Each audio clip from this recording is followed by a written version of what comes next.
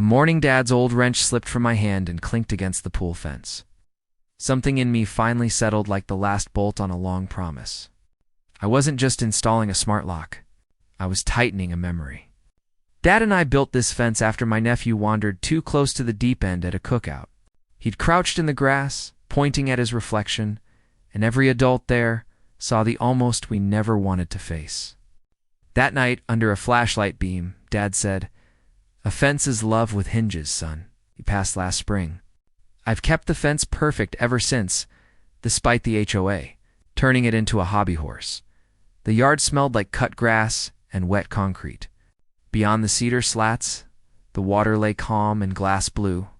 The keypad blinked alive. Quiet, simple, safer. I wiped my hands on a rag and took one step back. When old sandals crunched along my gravel side path, Karen, of course, her perfume arrived first, sharp and powdery, the kind that enters a room before the person. She stood on my property like a surveyor laying claim, phone in one hand, creased HOA rule sheet in the other. "What do you think you're doing?" Chin up, sunglasses down. "You can't change a lock on a shared amenity without board approval." I looked at the lock, then at the fence. "That amenity is my pool. On my deed. On my land." She made a noise, half laugh, half warning. "We have community standards. You can't just install devices. That's a safety hazard." I thought about my nephew's small hand on cool water and Dad's calloused grip on a bolt cutter. "That's what the lock is for," I said. "Safety." She stepped closer off the walkway, right into my side yard, planting herself inside the fence shadow. "Trespassing, clear as day." "I'm on architectural review," she said. "This is non-compliant." "You're on my property," I said, keeping my voice low the way you talk when the dogs are sleeping. "Please step back." She snapped a photo. "You've been warned." Then she put her phone to her ear. "Yes, 911. I'd like to report an illegal lock on a pool gate. Immediate danger to children." I almost laughed. "Watching someone strike a match on a wet log will do that to you." "You're calling 911? For a lock?" "And a belligerent homeowner," she added sweetly. "He's interfering." I didn't feel belligerent. I felt tired like the air before rain. "Ma'am, you're trespassing. Please step off my property. You don't get to order me," she hissed. "The pool must be accessible for emergency inspection at all times." I pointed at the keypad. "Emergency Services has the code. I've already filed a courtesy notice with the fire district, attached the manufacturer specs, and posted the code in the county address file. The sheriff has it. So does the HOA manager if she reads her email." Her sunglasses bobbed just a hair. Then she doubled down. "This is an obstruction. And that fence is too high." "It's too code," I said, pulling a folded paper from my pocket. "Dad taught me to carry receipts. 4 feet minimum, self-latching, outward swing, bottom gap under 2 inches, pickets under 4. Lock meets ASTM F2200, gate cell. Measure it from the sidewalk, all you want." She took another step in. My patience took a step out. "Last warning," I said. "You're trespassing." A siren wound up, faint and far. And the neighborhood started, listening curtains breathed, a screen door clicked. Old Mr. Harper killed his mower and leaned on the handle. I thought about Dad tapping the finished hinge, with his wrench like a priest blessing a child. "You secure what you love, son." The cruiser rolled in, slow as a Sunday parade. Deputy Ortiz from the Sierra County Sheriff's Office climbed out with the tired kindness small-town officers learn fast. He tipped his hat to me, then to Karen, which made her beam. "Officer," she began, "thank you. This man is blocking access to a shared community pool with an electronic lock, and he's threatening me." I breathed deep. "Deputy, I'm on my property." "She's not. I installed a code-compliant smart lock on my private pool gate. Your office, the fire district, and our HOA manager have the access code and spec sheet. I can show you the emails private." Karen blinked behind the lenses. "The pool is in the HOA." "It isn't," I said. "HOA boundary ends at the hedge by the mailbox. The pool's on the original family parcel from '78. I've got the deed markup." HOA has side yard utility easements, not recreational ones. And she crossed my fence line. It rattled her, just a tremor, but I saw it. People like Karen don't expect you to read the fine print. They expect you to fold. I don't fold. Not on Dad's fence? The deputy heard us out, patient as a winter sunrise. He asked for the code. I gave it. He opened the gate, watched it self-close and latch with a satisfying click. He checked height with a pocket tape, felt along the pickets, measured the bottom gap. Looks compliant, he said, glancing at Karen. And this is his parcel. As for 911, we prefer it for emergencies. She reddened. There are children, she said. He could lock someone out. What if a child, ma'am? The deputy said gently. This lock keeps a child from wandering in. If emergency access is needed, we have the code. So do you, if you check your email. The HOA can review paperwork at the next meeting. But you can't enter his property uninvited, Dove cooed on the power line. Across the street, Mr. Harper coughed into his fist suspiciously. Like a laugh, Karen pointed the folded rules at me like a sword that had never cut anything. We will see about this, she said, voice cracked. She backed onto the gravel, heels wobbling, and turned and left with the stiff dignity of someone who's lost the first round. The deputy handed me back the sticky note with the code as if I needed it. You're within your rights, he said. Bring your paperwork to the next board meeting anyway. It helps to show your work. Dad always said the same. He had good instincts. When he left, I rested my palm on the gate and felt the hum of the lock through steel. I thought of Dad's wrench, my nephew's laugh, and how trespassing is just another word for disrespect. Folks can disagree. But there's a line you don't cross. Not here, not over family. The keypad blinked. The pool rippled. Over the hedge, our flag popped in the breeze, red, white, and boundary lines blue. The HOA clubhouse smells like old coffee and new paint. Every motion has a rustle. Every objection, a sigh. Folding chairs squeak like they're gossiping. I took the second row Dad's old spot. Close enough to be heard. Far enough to see. Karen sat up front with the president and two board members, who never met a rubber stamp they didn't love. Her manila folder was fat as Thanksgiving. I carried Dad's leather binder plat maps, the 1978 deed carve-out. HOA covenants, county pool code, lock specs, printed emails to fire and sheriff, tabs labeled, pages dog-eared by time and need. Next item, the president said, avoiding my eyes. Unauthorized modification of community pool access by Mr. Carter, I said, standing. On my land? Karen didn't look at me. She performed for the room.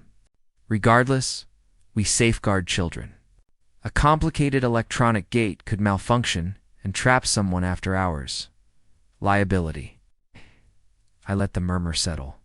Then I opened Dad's binder. Paper makes a sound like setting the table when it's time to eat. First, jurisdiction, I said, clipping a plat blow up to the easel.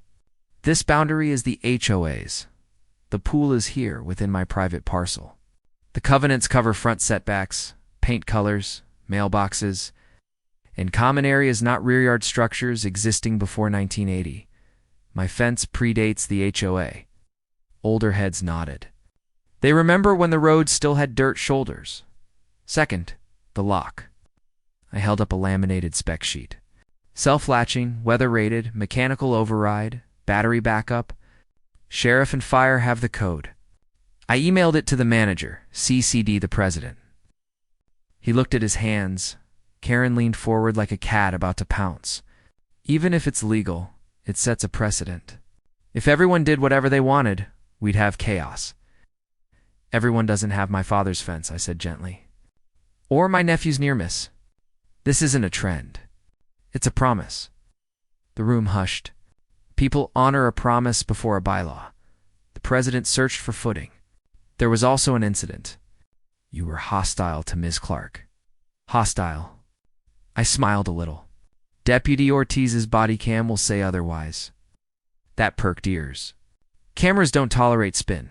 We don't need law enforcement in community matters, Karen said. You called 911, I reminded her. For a lock, and you crossed my fence. That's not community.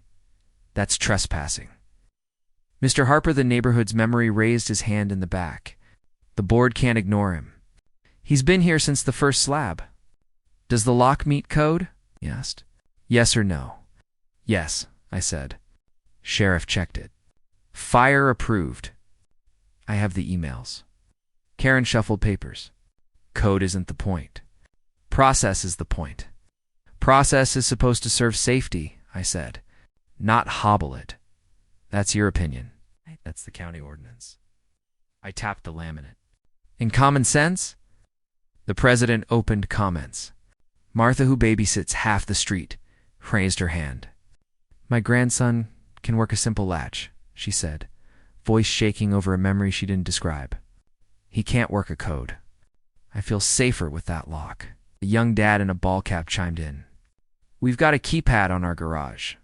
Not much different. Exactly, I said, soft. This isn't about keeping neighbors out. It's about keeping the wrong moment from happening. Karen tried again, thinner now. Then why not ask permission first? I let the truth land clean. After my dad died, I found his wrench on the bench, still oil-stained. I felt the weight of every time he tightened something when life was loose. I stood at that gate and remembered my nephew's hand on the water. Dad saying, "A fence is love with hinges." I didn't want to wait for an agenda slot after another mailbox debate.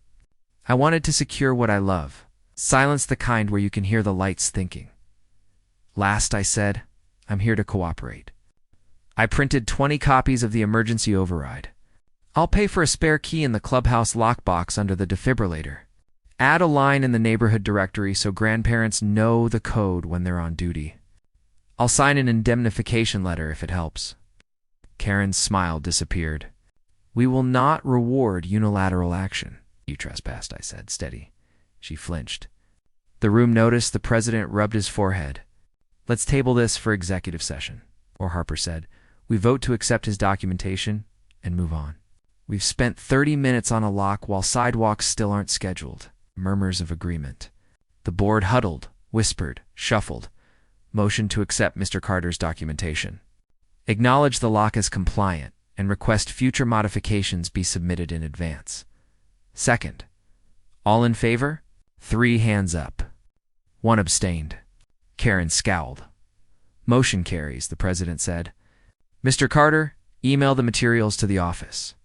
Already in your inbox, I said. Chairs scraped, conversations loosened. As neighbors filed out, a few squeezed my shoulder. Martha hugged me like kin. The young dad offered a palm slap and a quiet apology for that hedge comment months ago. I gathered my maps. Karen waited at the doorway, posture precise. You made me look foolish, she said softly. The venom was gone. I didn't make you climb my fence, I said. You chose that. Her jaw flexed. I'll be watching, so will I. Outside, golden hour forgave a little. Kids laughed past the hedge. A porch flag rattled. I set Dad's binder on the passenger seat and drove home the slow way.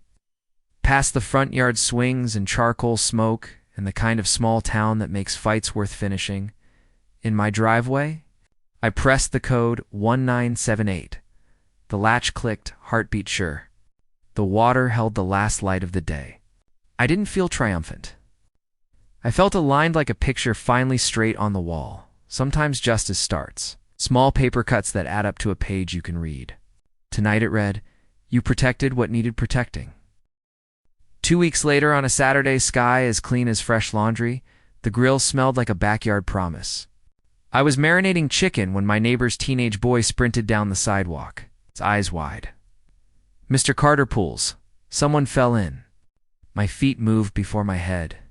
Fence, sunlight, shadow flashing by. Martha stood at the side yard, hands to her mouth. Her grandson, Evan the Latchesmart, once sat on the deck, soaked and coughing, scared but okay. Deputy Ortiz, in the area on another call, knelt beside him, calm as winter water. What happened? I asked, breath ragged. I panicked, Martha said, tears bright. I couldn't get the gate then. I remembered the code. You used it. First try. The deputy gave Evan a thumbs up. He swallowed some water, but he's fine. Good job keeping your head, ma'am. Martha gripped me. Thank you for that lock. If it had been the old latch? It's okay, I said, covering her hands. He's okay. Neighbors gathered. News moves fast when it matters. Even Karen drifted over pale, unsettled. She didn't say anything. She didn't need to. The siren down the next street faded. The only sound was Evan's hiccup cry and the soft click of the gate self-closing. That afternoon, after the food stretched to feed more people than planned, after Evan napped in a lawn chair under a towel cape, the HOA SUV eased up. Our property manager, quiet, efficient, stepped out with a cream envelope. Mr. Carter, he said, warmer than usual. The board asked me to deliver this. The letter had weight.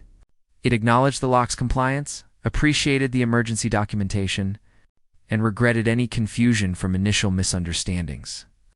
It also announced a new pool safety and access policy recommending keypad locks for re-yard pools, with codes on file for emergency services.